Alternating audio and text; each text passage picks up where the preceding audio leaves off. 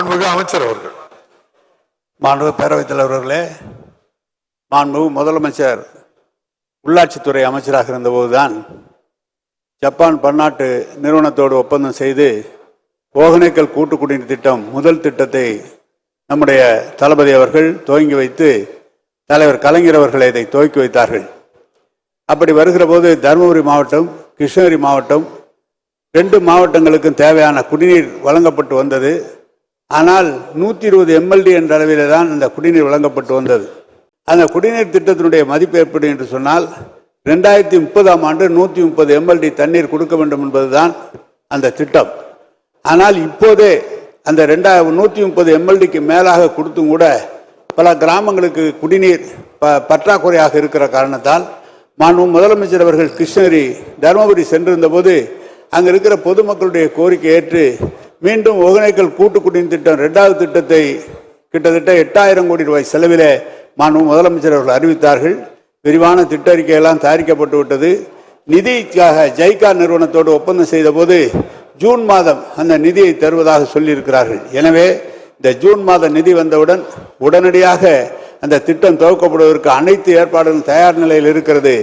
இப்போது வருகிற இந்த குடிநீர் திட்டம் என்பது ஒகேனக்கல் இருந்து சோர்ஸ், அந்த இடத்திலிருந்து தண்ணீர் எடுக்கிற இடத்திலிருந்து ஒசூர் செல்கிற போது கிட்டத்தட்ட 60 அடி மேல உயரமான பகுதி என்ற காரணத்தால் பல இடங்களிலே புதிய நீர்த்தேக்க தொட்டி அமைக்கப்பட்டு பம்பிங் ஸ்டேஷன் அமைக்கப்பட்டு தண்ணீர் சரியாக செல்கிற வகையிலே திட்டமிடப்பட்டுள்ளது. எனவே மாண்புமிகு உறுப்பினர் அவர்கள் சொல்வதை ஒசூர் நகரம் முழுவதும் இப்போது 2011 மக்கள் தொகை கணக்கின்படி ஒசூர் மாநகராட்சியினுடைய மக்கள் தொகை 2,45,354. தற்போது மக்கள் தொகை 3,79,720. ஒசூர் மாநகராட்சியிலே 45 வார்டுகள் உள்ளன. 4 மண்டலங்களாக பிரிக்கப்பட்டுள்ளது. இப்போது தரப்பட்டிருக்கிற குடிநீரின் அளவு அங்கு ஆழ்குழாய் கிணறு அமைக்கப்பட்டு 13 மில்லியன் லிட்டர் எடுக்கப்பட்டு வருகிறது. மாணவருடைய ஒரு நாள் தேவை என்பது 35 MLD தேவை. அதற்காக தான் புதிய திட்டத்தை மாண்புமிகு முதலமைச்சர் அவர்கள் அறிவித்திருக்கிறார்கள்.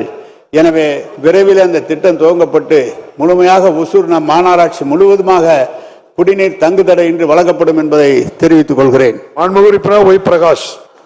மாண்புமிகு பேரவைத் தலைவர் அவர்களே, மாண்புமிகு அமைச்சர் அவர்களுக்கு நன்றி தெரிவித்துக் கொண்டு, மேலும் வார்டு நம்பர் ஓசூர் மாநகராட்சியில் இப்போ வார்டு நம்பர் 17, 18, 19, 20 ஆகிய வார்டுகளிலும் சேம் இதே போல பிரச்சனை இருக்கிறது. அங்கு ஒரு மேல்நிலை நீர்த்தேக்க தொட்டி தேவைப்படுகிறது. ஓசூர் மாநகராட்சியை பொறுத்தவரையில் ஓசூர் மாநகராட்சி புதிதாக தரம் உயர்த்தப்பட்டது. ஆனால் அந்த மாநகராட்சியில் 4 மண்டலமாக பிரிக்கப்பட்டிருக்கிறது. அந்த 4 மண்டலத்துக்கும் இன்னும் மண்டல அலுவலகம் இல்லாத காரணத்தினால் மாண்புமிகு அமைச்சர் அவர்கள் 4 மண்டலம் மண்டல அலுவலகங்கள் கட்டித்தர வேண்டும் என்று இந்த நேரத்தில் கேட்டுக்கொண்டு, ஏனென்று சொன்னால் பொதுமக்கள் ஏதாவது கோரிக்கைகள் கொடுக்க வேண்டும் என்று சொன்னால் மாநகராட்சிக்கு செல்ல வேண்டிய சூழ்நிலை இருக்கிறது. ஆகவே அந்தந்த பகுதியில் ஒரு மண்டல அலுவலகம் கட்டினால் கண்டிப்பாக பொதுமக்கள் அந்த பகுதியில் அவங்களோட பிரச்சனை தீர்த்து கொள்வதற்கு எதுவாக இருக்கும் என்பதை தெரிவித்து, ஆகவே மாண்புமிகு அமைச்சர் அவர்கள் 4 மண்டலத்துக்கு 4 மண்டல அலுவலகங்கள் கட்டி தருவாரா என்பதை தங்கள் வாயிலாக அறிய விரும்புகிறேன். மாண்புமிகு அமைச்சர் அவர்கள்.